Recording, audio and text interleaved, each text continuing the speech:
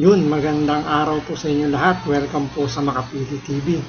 Ito na po, nagpakita na po sa wakas itong si dating Speaker Martin Romualdez at siya ay humarap po sa investigasyon ng ICI na itinayo ni Pangulong Marcos. So, alam naman natin, yung ICI, sabi nila, independent daw po yan na mag-iimbestiga dito sa mga anomalyang flood control project.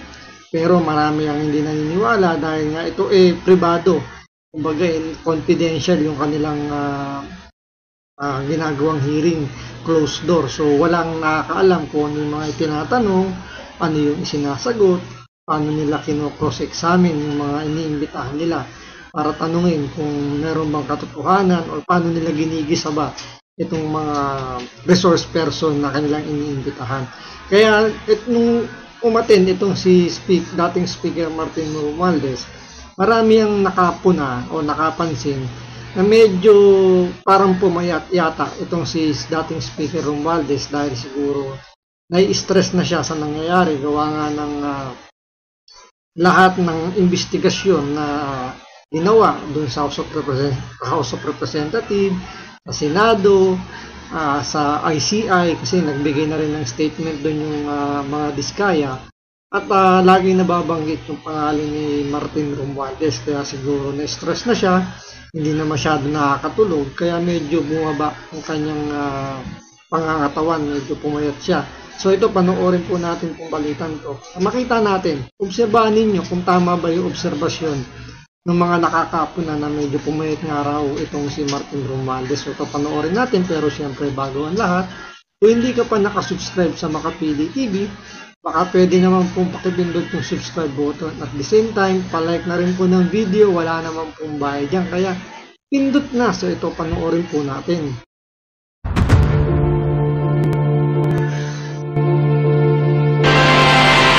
Inusisa si dating House Speaker Martin Romualdez kaugnay ng alegasyong may dineliver na pera sa kanyang bahay sa kauna-unahan niyang pagharap sa Independent Commission for Infrastructure o ICI. Hindi naman sumipot si dating Congressman Zaldico kahit pinatawag din sa pagdinig.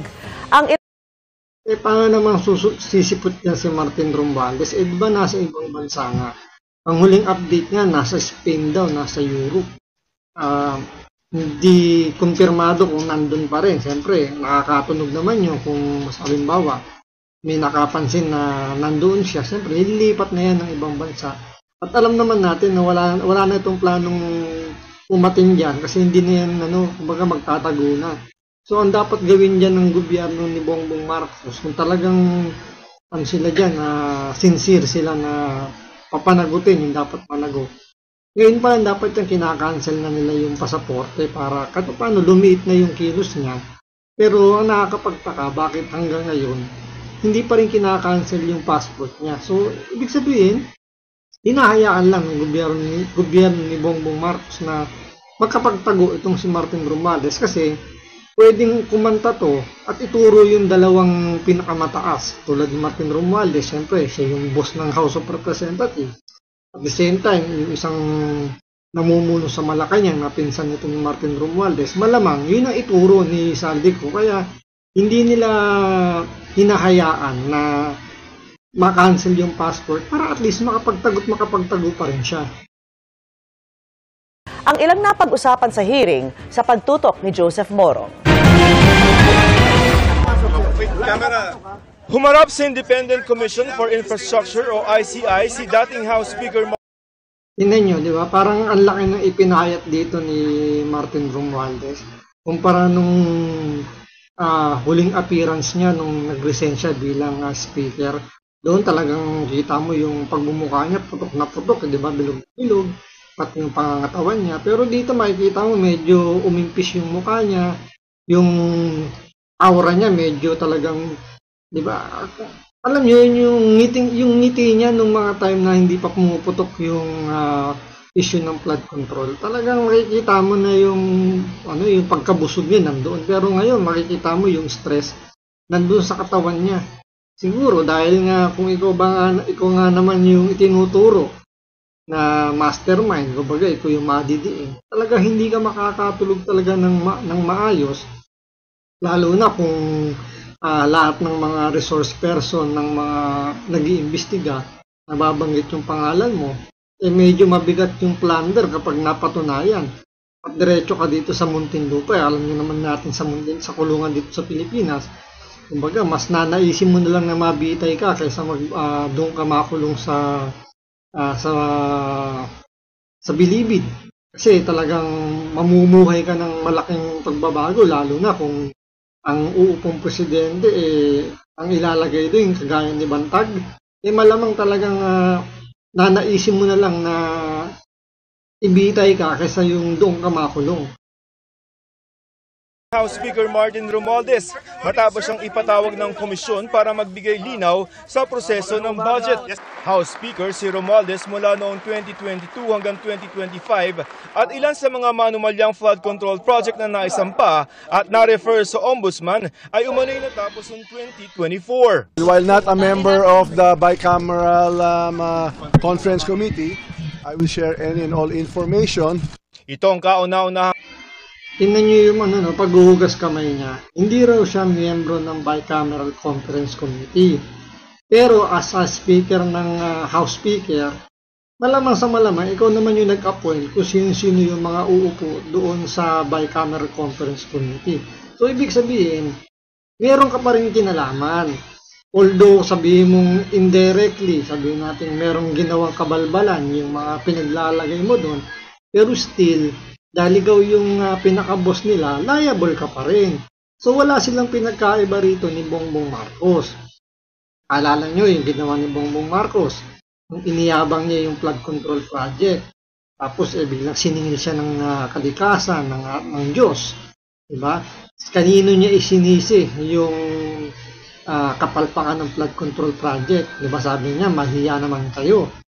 Pero kung iisipin ninyo, kung hindi naman niya kinonsinte yung mga magnanakaw yan sa kanyang gabinete, hindi dapat darating sa punto na magkakabukuhan ng ganyan. Kasi masyadong naging garapal na yung pagnanakaw To the point na binabastos na mismo ito si Bongbong Marcos. Wala nang pakialam yung mga tao niya.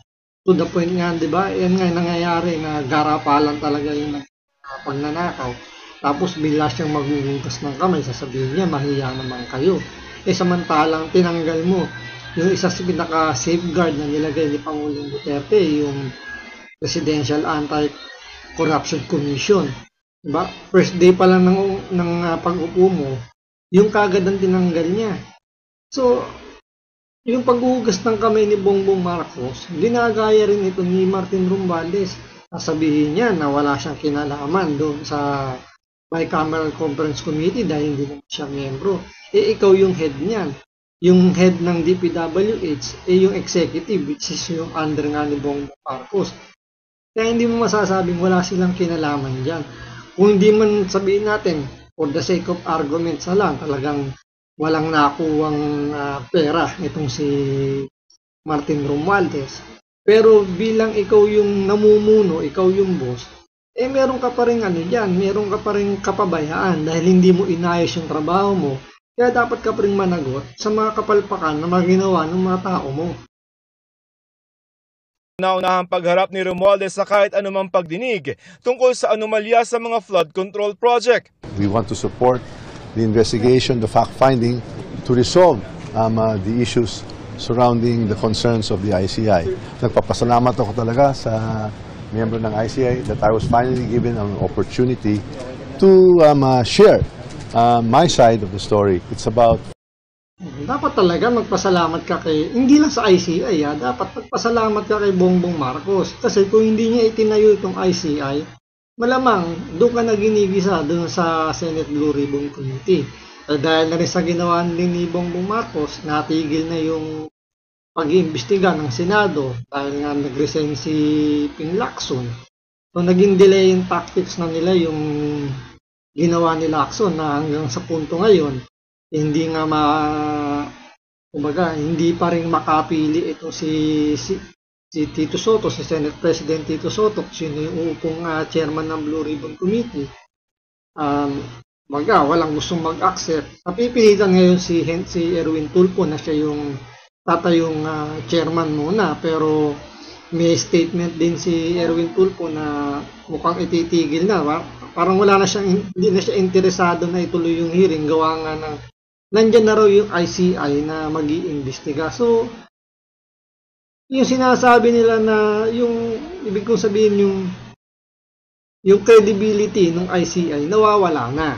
Kasi ang nakikita ng taong bayan, minamanipula na yung magiging script na ang pinaka magiging liable dito sa issue ng flood control yung mga district engineer lang ng DPWH, pati yung mga contractor.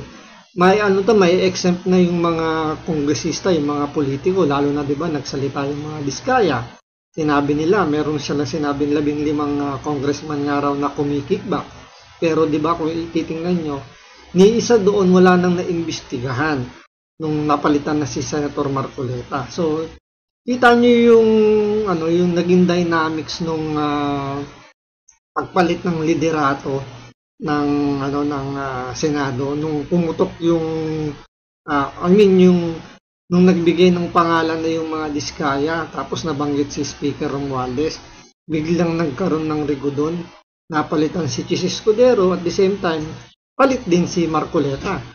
So nung napalitan na yung dalawa, hindi na naungkat yung mga kongresista, napunta na lang yung focus nila sa mga senador na bidanggit ng district engineer kahit na hearsay lang, hindi napatunayan. Tulad nga yung video nilabas ni Pampilo Lacson na meron daw contractor na pumunta sa Senado at nagdalang araw ng pera.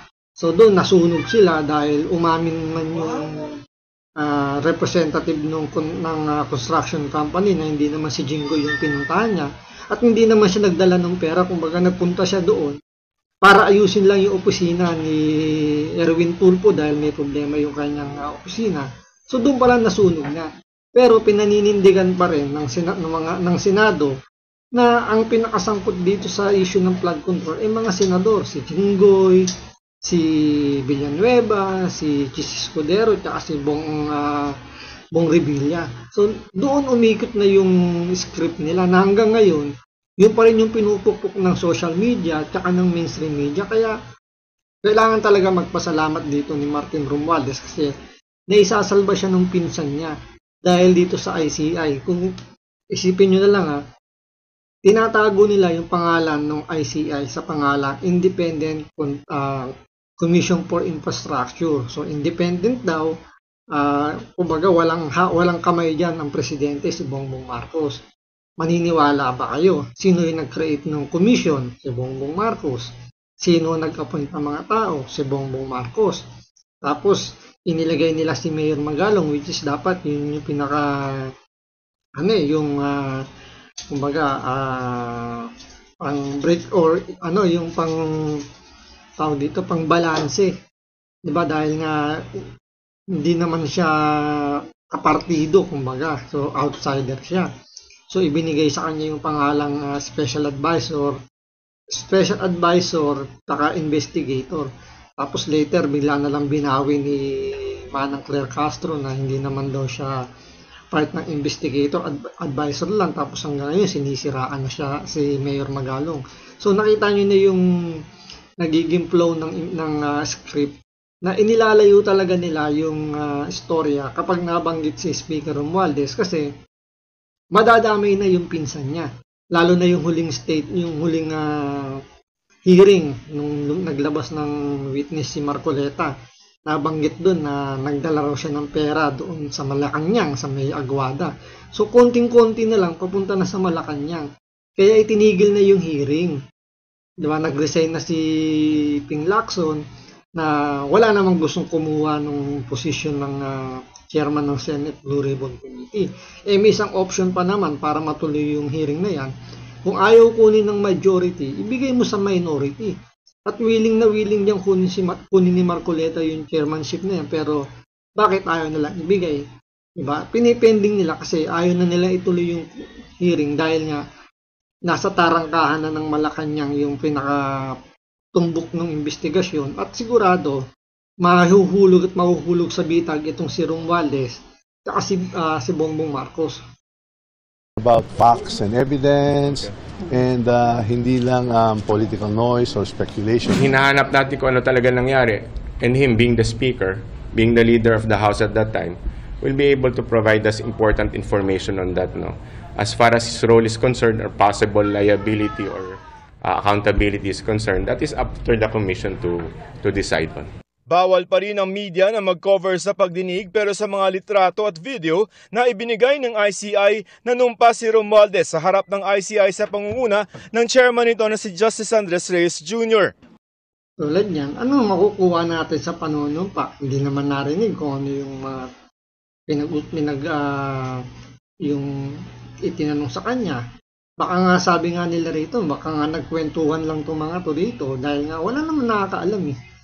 So kaya ako titingnan mo yung vibes dyan ni Martin Romualdez nung lumabas siya sa hearing. Nakangiti na siya. Parang ang tagal-tagal niyang hindi umingiti, pero after nitong hearing na to, nakangiti na uli siya kasi ramdam niya na isasalba siya nito. Na ang puntahan ng investigasyon na to, kasi kung panonoorin niyo yung mga balita, di ba? Andiyan yung ipinipilit nila na bakit daw hindi 2016 simulan yung pag-iimbestiga. May flood control naman nung panahon ni Pangulong Duterte. Andyan yung 51 billion daw na nakuha ng Davao City sa flood control. So, andun pa rin talaga yung hindi nila inaalis na ibintang sa mga Duterte. Kaya dito, yung ICI na to, hindi to masyadong pinaniniwalaan ng especially ng mga Duterte supporter. Kasi nga, wala naman nakakaalam kung ano yung itinatanong, ano yung pinag-uusapan nila. Basta magbibigay lang sila ng statement nila na napakaikli para sabihin lang na oo, inimbestiga na namin, binusisi at tinanong namin yung mga aligasyon tungkol kay Martin Romualdez at itinanggi niya. So hanggang doon lang yung kwento. Kaya wala tayong makukuhang maayos na rito na spekulasyon. Kung ang ibibigay lang din ng ICI ay napakaliit na detalye. Nadadawit si Romualdez sa anomalya sa affidavit ng mag-asawang Curly at Sara Diskaya na ni-name drop umano ng ilang mga mambabatas na kumukubra ng kickback. Sa testimonya naman sa Senado ni Orly Gutesa, ang nagpakilalang security consultant ng nagbitiw na Cobicol Party List Representative Saldi Co, sinabi nitong ilang beses umano silang nag-deliver ng mga mali-maletang pera na tinawag nilang basura sa bahay ni Romualdez. Ayon kay ICI Executive Director Attorney Brian Hosaka, tinanong tungkol dito si Romualdez. It was asked, of course, and he denied it. The witnesses that were presented are discredited already for having presented falsified document. Pinabubusisi sa Manila Regional Trial Court ang affidavit ni Diba? Tingnan nyo, diba?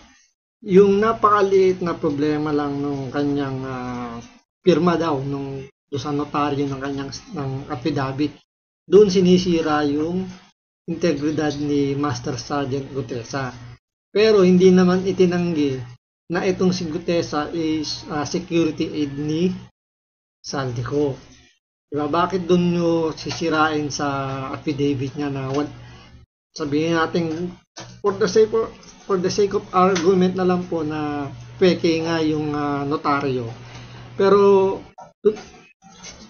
as long as nag-under oath na siya sa Senado So mas matibay yung nag-under oath siya na sasabihin niya lahat ng katotohanan, 'di ba?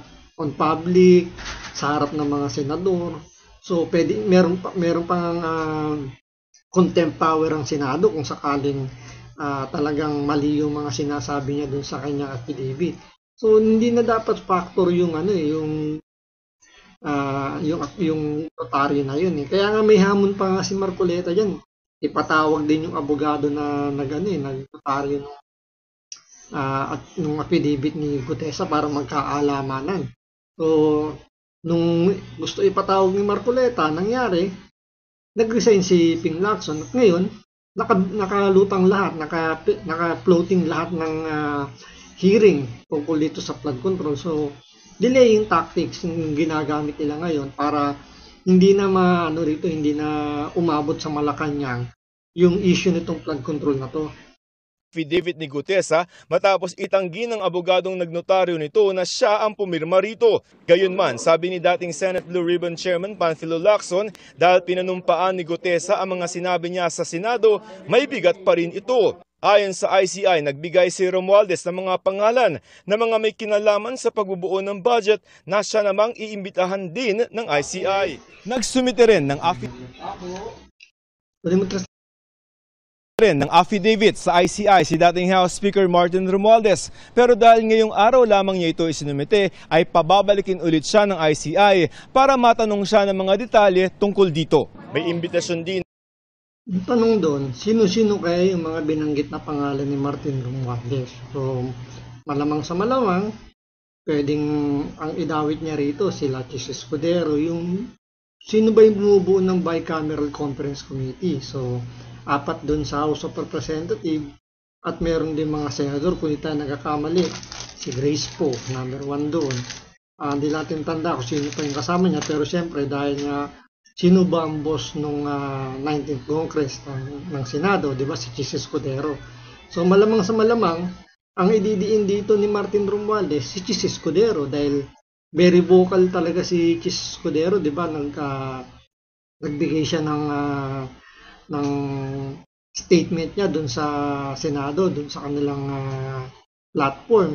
At talagang pinagdiinan niya na si Martin Romualdez talaga yung pinaka-ulo ng scandal ng flood control na to. So, malamang sa malamang, ito na yung bawi ni Martin Romualdez dito na since hindi nga walang nakakaalam kung nangyayari sa loob ng hearing ng ICI dahil nga closed door.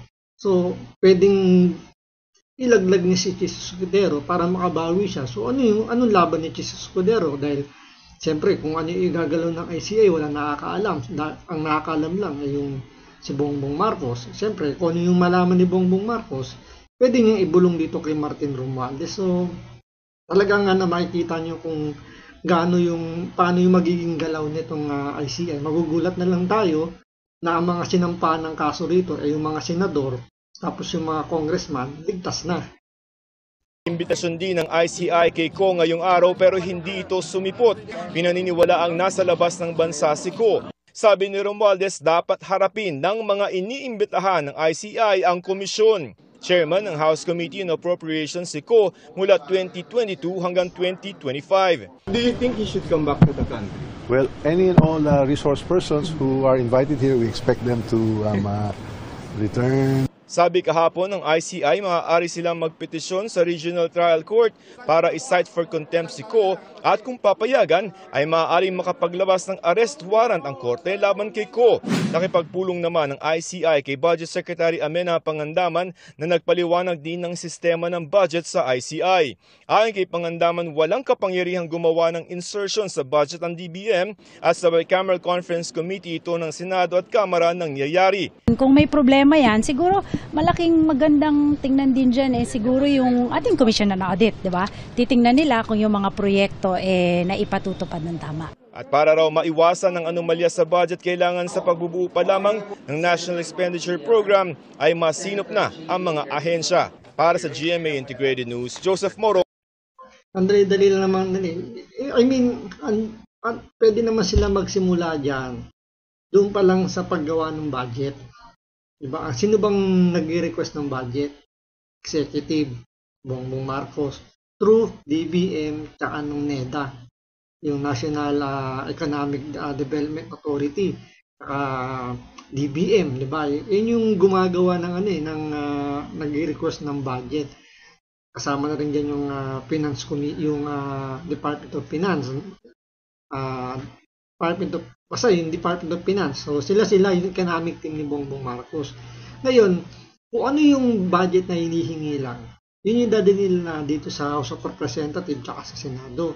So halimbawa 1 trillion yung budget. Nababago yan pagdating ng House of Representatives at ng Senado. So kung nagbago doon, ibabalik uli yan sa presidente para gawing batas na pipirmahan niya. So doon pala makikita natin na kung may pagbabagong ginawa yung House of Representatives at yung Senado doon sa budget na nire-request ng presidente, Di ba? Iniyabang yun ni Bongbong Marcos, di ba? Sabi nga niya, binasa nga raw niya yung 4,500 pages nung GAA, di ba? Kaya nga diyan nagkaroon ng problema, na demanda sila diyan nila Attorney Vic Rodriguez. Attorney Vic Rodriguez kasi nakita nila na merong mga blank item doon sa GAA. Di ba, naalala nyo? So, sinabi ni Bongbong Marcos, may binito pa nga daw siya doon sa budget na yun. So, nakikita nyo na kung talagang sinilip ni Bongbong Marcos na maigi yung budget, hindi dapat aabot sa punto ng ganito na may ninanakaw na pera ng taong bayan. So, ibig sabihin, pinirmahan ni Bongbong Marcos yung budget na yun. So, pinayagan niya yung mga magnanakaw na kunin yung pera ng taong bayan. So, andun yung yung liability ni Bongbong Marcos kasi nga hindi siya naging due diligence sa kanyang trabaho. Gayun din itong si Martin Romualdez. So kailangan talaga ituloy yung hearing ng Senado kasi sa ICI talagang wala tayong makukuhang konkretong rito. Hustisya kumbaga, dahil siyempre pera ng taong bayan ang pinag-uusapan. So, may say dapat ang taong bayan na malaman kung ano yung nangyayari sa investigasyon ng ICI, na wag nilang itago yung pag-iimbestiga dahil lang kailangan protektahan si Bongbong Marcos at si Martin Romualdez. So, maraming salamat po sa panonood. Ingat po kayo lagi. God bless.